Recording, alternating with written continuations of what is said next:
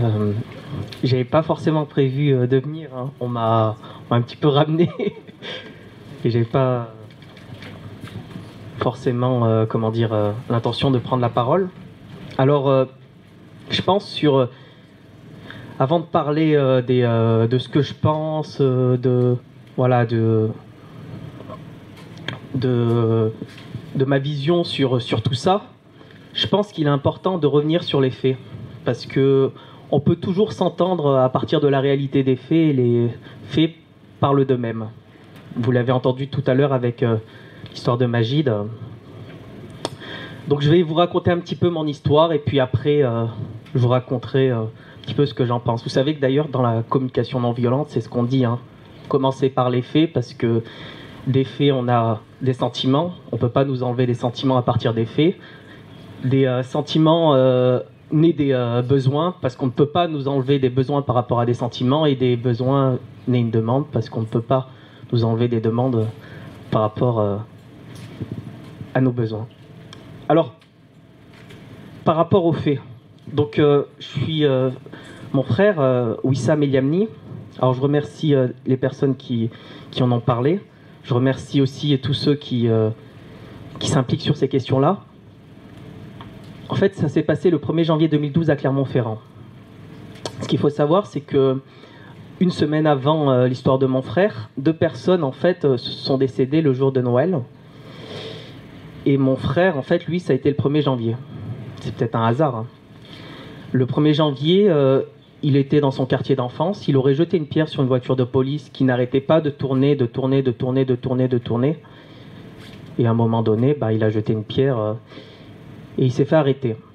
Il s'est fait arrêter. Selon les nombreux témoins, une dizaine de témoins, les policiers, une fois qu'ils l'ont arrêté, ils ont commencé à le tabasser.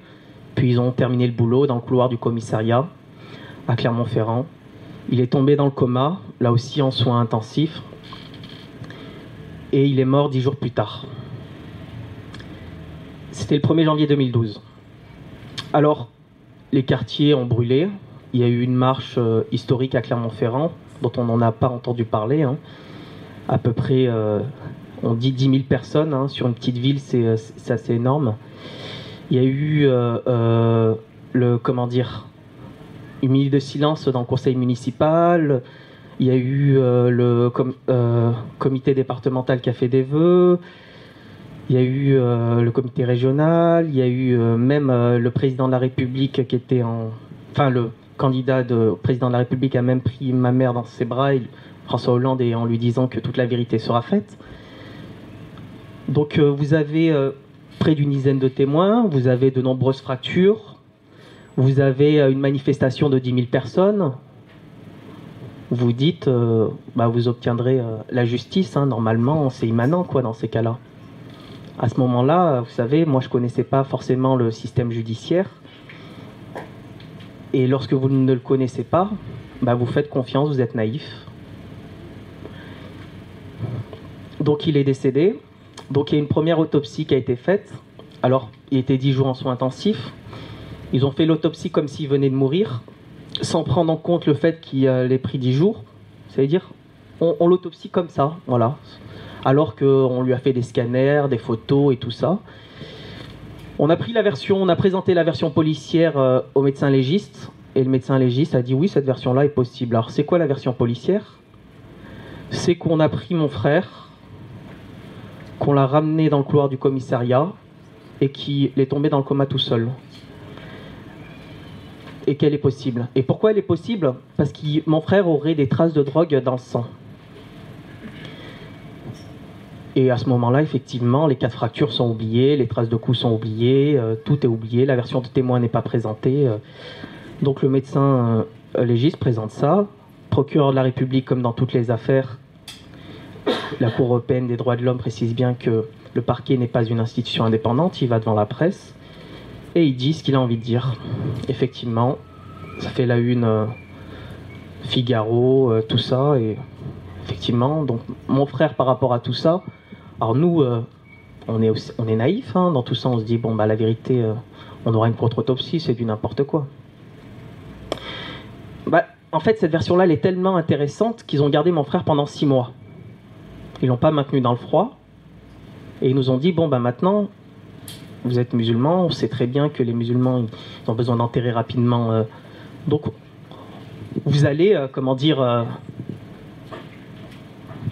enterrez-le vite fait. Nous, on a dit non, on veut une contre-autopsie. Bah, vous l'aurez pas maintenant. Le juge part faire du ski. Alors, le juge qui est responsable de l'affaire, son père est commissaire, son fils est gendarme. Bah, il ne s'intéresse pas à l'affaire. Et pendant 6 mois, le corps de mon frère est laissé sur le côté. Il est en putréfaction.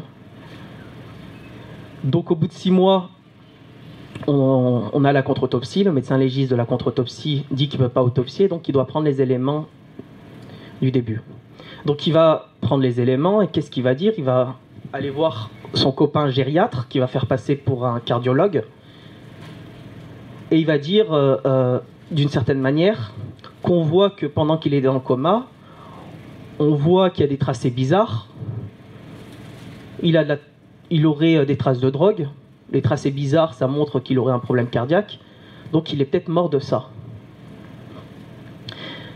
Et là, le procureur de la République va devant la presse et donne cette version-là. Et puisque, en fait, le premier médecin montre bien qu'il avait des traces de strangulation, et à ce moment-là, on n'a pas montré les photos, et à ce moment-là, on disait bien aux gens que les traces qu'il avait au cou, c'était des traces de strangulation. Le procureur ira devant la presse, en même temps que l'autopsie, pour dire que les traces au cou sont des traces de frottement de vêtements. Donc on est en avril 2013, et parallèlement à ça, pour mieux enterrer l'affaire, ce qu'il faut savoir, c'est que la police des polices, les policiers sont venus le 1er janvier prendre des photos, ils sont venus à la fin de l'autopsie prendre des photos, et ils ont fait passer les photos de la fin, c'est-à-dire quand il était cicatrisé au bout de 10 jours, pour les photos du 1er janvier. Sauf que les médecins ont pris des photos le 2 janvier. Donc les photos du 2 janvier, où on voit Wissam beaucoup plus marqué que sur les photos censées du 1er janvier, nous on dit il y a un problème là-dessus. Le juge d'instruction ne veut pas savoir. On va à la chambre d'instruction pour dire écoutez, là vous avez des photos du 2 janvier où il est marqué, là vous avez des photos censées être le 1er janvier où il n'est pas marqué. Alors pour vous, c'est pas grand-chose, mais en fait, c'est que les médecins légistes, on leur présente comme ça, on lui dit il est arrivé comme ça. La chambre d'instruction dit il y a quand même quelque chose de bizarre, on va demander à la police des polices de regarder dans l'ordinateur avec un expert technique pour dater les photos, comme ça c'est numérique et on verra qui dit la vérité. Et bien au même moment, en fait, la police des polices dira qu'elle a regardé dans l'ordinateur, au même moment que les résultats de la contre-autopsie, et que les photos censées être prises le 1er janvier sont bien du 1er janvier, avec un verbiage extraordinaire. Donc, on nous sort ça. Donc là, vous avez compris, dans toutes les affaires, c'est comme ça. Il faut mettre le paquet. Et puis, c'est pas grave si la famille manifeste, si elle dit que c'est pas normal et tout ça. Alors, nous, voyons tous ces éléments-là. On sait lire quand même. Hein. On voit quand même que les trucs sont pas logiques. On voit bien qu'on nous prend pour des cons. Mais ils s'en foutent de nous prendre pour des cons. On va voir des experts cardiologues et on leur demande ce qu'ils en pensent. Alors, ce qu'ils disent simplement, c'est que la personne qui dit que mon frère avait un problème cardiaque, en fait, n'est même pas expert cardiologue. Et il ne sait même pas lire un électrocardiogramme. Et ce qu'il dit, c'est complètement faux, qu'il n'avait aucune anomalie cardiaque. Donc à ce moment-là, Mediapart s'intéresse à l'affaire, fait un article en précisant que les photos ont été trafiquées, que les autopsies sont complètement fausses. Alors je leur rends vraiment hommage à ces personnes-là, hein, notamment Mediapart et tous les médias indépendants et aussi les personnes qui s'impliquent, parce que vous savez, lorsque vous avez tout ça, on a tous les éléments, on les a tous les éléments. Hein. Et ben, il y a une partie des journalistes et une partie des personnes en fait qui ne veulent pas en parler, qui veulent faire semblant, qui veulent d'une certaine manière croire à ce doux rêve qu'on nous représente et qui s'étonnent parfois qu'il y a des gens qui pètent des plombs. Comment ça se fait? Alors, Mediapart sort un article, tout le monde en parle, le procureur fait non mais bon, on va faire une contre-expertise, ça va régler l'affaire. Ils vont mettre 2 ans, encore une fois, c'est des délais extraordinaires. Et là, ils vont dire, on va prendre un collège d'experts qui va faire une expertise. On a vu le rapport, ils prennent la version des témoins, ils disent c'est pas possible, ils prennent la version des policiers, ils disent c'est possible, ils arrivent à la conclusion, il avait de la drogue dans le sang, la drogue peut provoquer la mort, donc il est certainement mort de drogue. Mediapart dira que ce rapport-là est ahurissant. Il n'y a aucune bibliographie, aucun chiffre, rien, aucune référence, rien du tout dans ce rapport-là. Parce qu'aujourd'hui, en fait, ce qu'il faut savoir, c'est qu'une expertise n'est pas standardisée. Un expert, s'il a envie de vous écrire que le sol est violet, il peut vous faire le sol est violet, c'est comme ça et tout, et point barre. On a pu le voir avec Yacine, hein, c'est pareil. C'est pareil. Un expert dit ça, et puis le procureur va devant la presse, c'est comme ça. Parce qu'il n'existe pas de règle. Aujourd'hui, un expert parle, et ben, on prend sa version là. C'est comme ça qu'ils enterrent le plus d'affaires. D'ailleurs, c'est parce qu'il n'y a pas de règle pour faire des expertises. Si on prenait des rapports d'expertise et on les mettrait dans la science, en fait, ça ne vaudrait rien scientifiquement. Donc, vu qu'ils disent ça, on est parti voir. Alors, à ce moment-là, ce qu'il faut savoir, comme quoi, et c'est ça qu'ils n'ont pas compris, ceux qui nous dirigent, c'est que le peuple n'est pas aussi bête que ça. Il est même intelligent, il comprend intuitivement ce qui se passe. En fait, il y a le président mondial des experts toxicologues au monde qui a entendu parler de l'histoire de mon frère et qui nous a contactés, qui nous a dit qu'il voudrait savoir ce qu'il en est. C'est celui qui est considéré comme le plus grand expert toxicologue, le plus grand scientifique en toxicologie du monde. Le FBI, fait souvent affaire avec lui. C'est quelqu'un qui n'a plus rien à démontrer. C'est ce qu'on appelle un ponte dans le domaine de la toxicologie. Il va prendre tous les éléments et il va faire un rapport en partant de la science. Là, à la différence de... Parce qu'en fait, la justice, ce qu'il faut savoir, c'est que la justice est jugée par des gens qui n'ont aucune compétence scientifique. Donc en fait, un expert peut dire n'importe quoi, un juge, n'importe quoi. De toute façon, il va lire que des conclusions. Et là, l'expert en toxicologie, le scientifique en toxicologie, va dire une chose gravissime.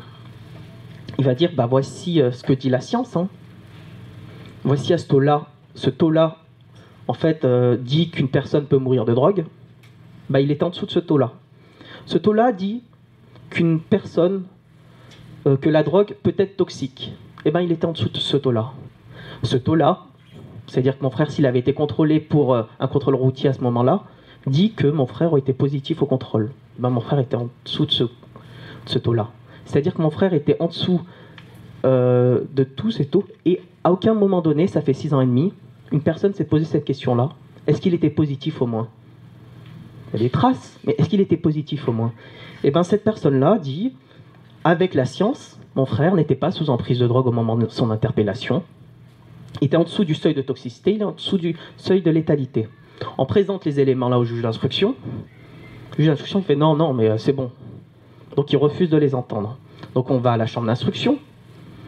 Et à la chambre d'instruction, comme je vous dis, il y a quand même des gens bien. Il y a le président de la chambre d'instruction qui dit, écoutez, cette personne-là, c'est pas n'importe qui.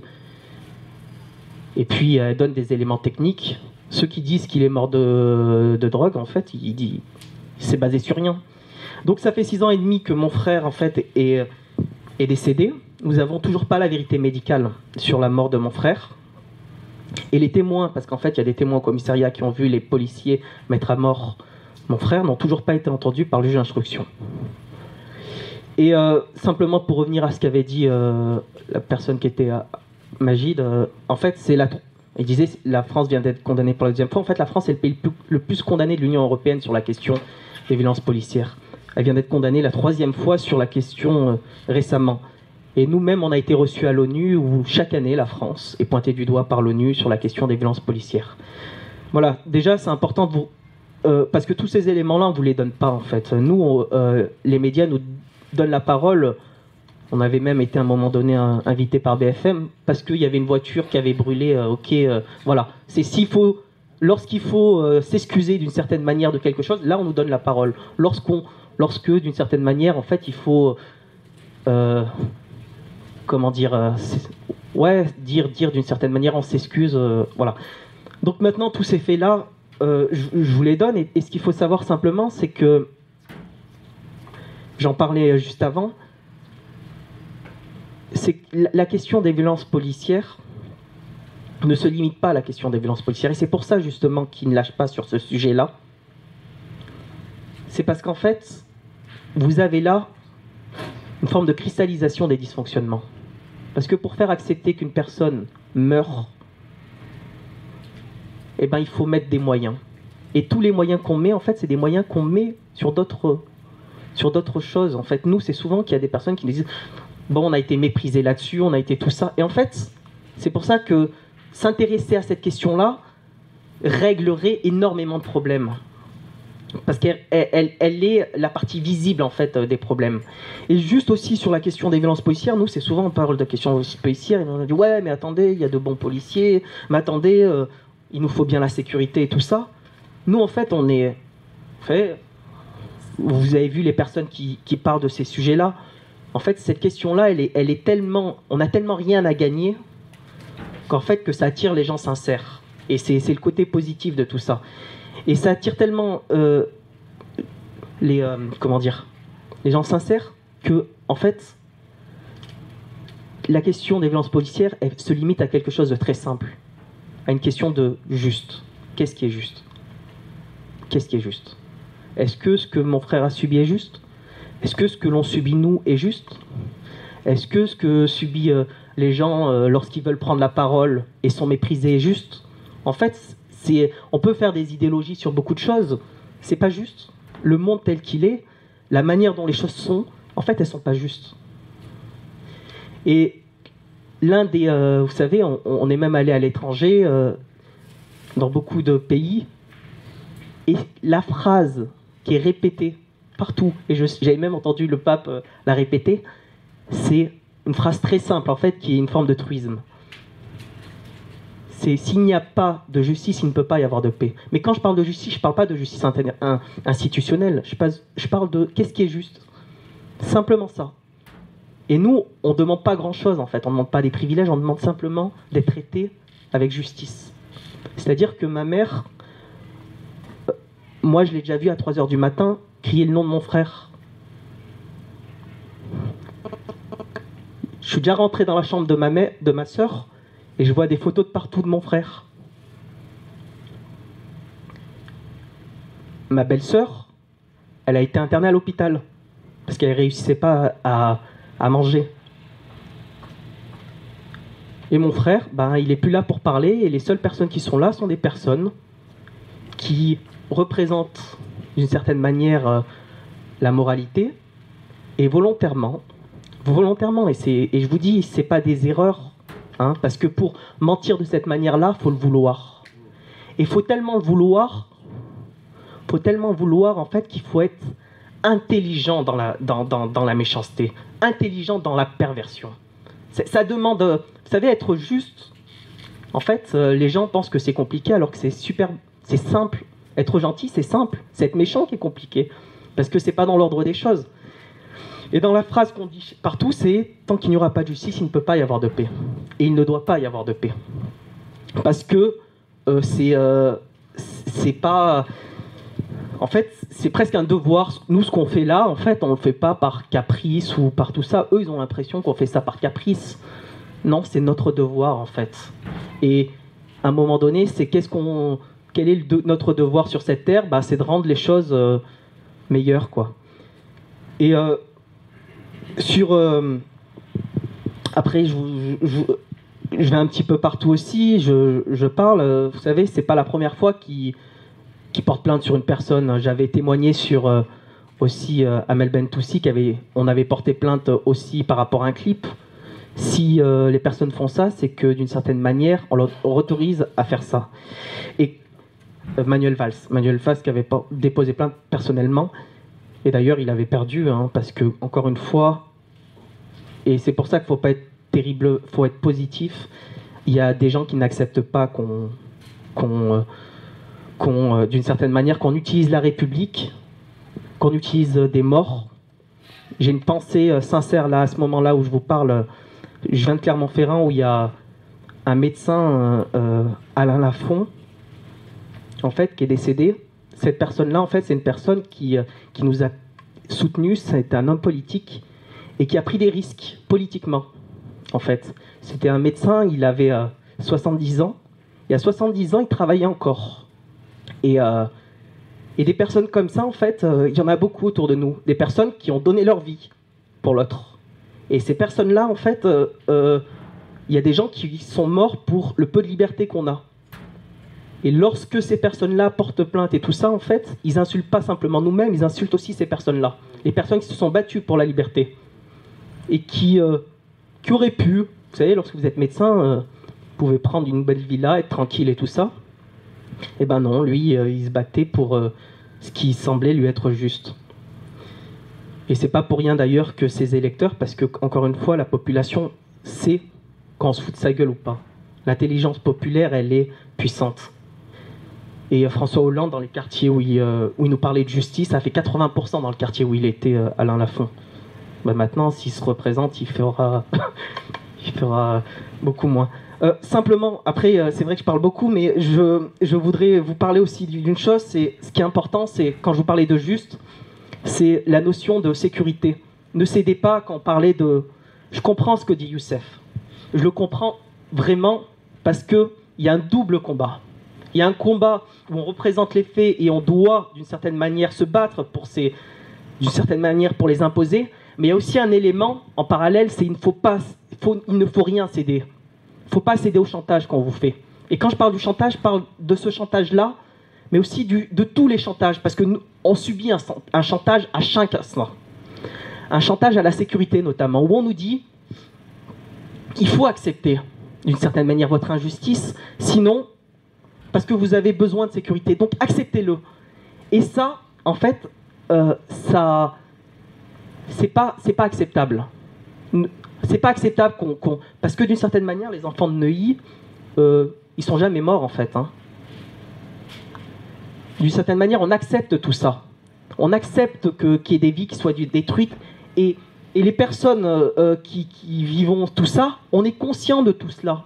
Parce qu'on le vit à chaque instant en fait. On le vit à chaque instant. On est conscient que d'une certaine manière, en fait, on est même lorsqu'on est victime, eh ben, on nous enlève ce truc-là, comme dans l'histoire de mon frère, hein, ou comme dans l'histoire d'Adama, qui critique une chose en faisant preuve de maïeutique socratique, en disant une question, en fait. Une question, est-ce que c'est normal? Eh ben non.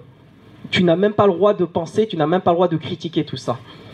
Et ce chantage-là, en fait, c'est vrai qu'il ne faut pas y céder, parce que c'est même pas, en fait, et ça, les policiers ne le comprennent même pas, c'est même pas leur faire honneur, en fait. Parce que lorsqu'ils font ça, nous, lorsqu'on leur dit « vous pouvez faire ça », eux, ils nous disent « non, non, nous, on est là, mais vous nous rabaissez ». Non, non, non, c'est au contraire, c'est comme un enfant, en fait. Un enfant, lorsque vous êtes juste avec lui, vous lui demandez, vous savez qu'il peut plus faire. Et en fait, c'est pas une critique, c'est au contraire lui dire « mais vous pouvez aller dans cette direction ». On sait qu'un monde juste est possible. On sait qu'un monde, même, on est souvent traité d'utopique, mais la réalité, en fait, c'est des utopies réalistes, quoi. Et bon, c'est vrai que je parle beaucoup, mais la chose, ce que je veux dire par là, c'est, et je terminerai là-dessus, et c'est pour ça que je parlais de faits, c'est que, en fait, soyez droit dans vos bottes, et vous verrez que les choses, par elles-mêmes, avanceront. Nous, il y a 5 ans, hein, on se faisait insulter lorsqu'on parlait de violence policière. On se faisait insulter. Et à un moment donné, avec d'autres personnes, mais aussi grâce avant, il y a d'autres luttes qui ont permis de faire ça, bah, on a réussi à l'imposer, mais on n'a pas réussi à l'imposer n'importe comment. On l'a réussi à l'imposer parce qu'on avait une forme de justesse dans ce qu'on disait. Ce qu'on disait, en fait, c'était inclusif sur tout le monde. C'est que ce qu'on disait, on le croyait et on savait que c'était possible. On savait que quand on parlait d'une certaine manière d'une justice juste, en fait, on savait que c'était possible. On savait que d'une certaine manière que le chantage qu'on subissait, que c'était pas acceptable. On savait que tous les arguments qu'on nous donnait, il n'y avait aucun argument qui nous mettait... parce qu'on avait une réponse à tout, en fait. Et ça, à un moment donné, lorsque la vérité, en fait, lorsque vous êtes dans la vérité, En fait, c'est radioactif. En fait, ça fait que les choses, tôt ou tard, en fait, arrivent. Et c'est pour cela qu'il faut être très cohérent dans ces combats-là, sur les questions des violences policières et les injustices en général, et aussi être patient. Là, on le voit sur la Cour européenne des droits de l'homme, à un moment donné, les choses changeront. Et peut-être qu'on ne se rappellera pas qu'on était à l'origine, mais comme je dis souvent, au moins on pourra quitter ce monde, comme Alain Lafont, et se dire qu'on aura œuvré pour un monde plus juste.